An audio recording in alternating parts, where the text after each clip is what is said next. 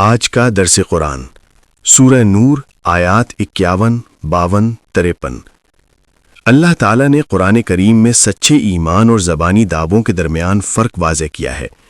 سورہ نور کی ان آیات میں ایک مومن کی اصل پہچان بیان کی گئی ہے۔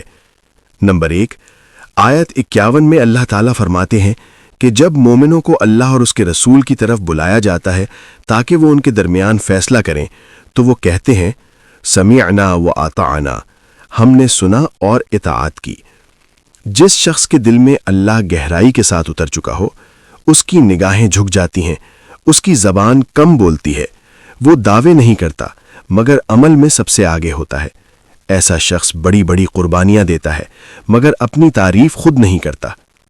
نمبر 2، آیت 53 میں ان لوگوں کا ذکر ہے جو بڑے بڑے قسمیں کھاتے ہیں کہ اگر حکم دیا جائے تو نکل کھڑے ہوں گے، لیکن حقیقت کیا ہے؟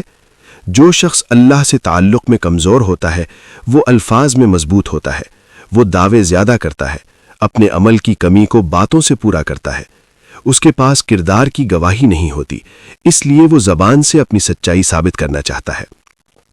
نمبر 3، آیت 52 میں اللہ فرماتے ہیں کہ جو اللہ اور اس کے رسول کی اطاعت کرے اور اللہ سے ڈرے وہی کامیاب ہے۔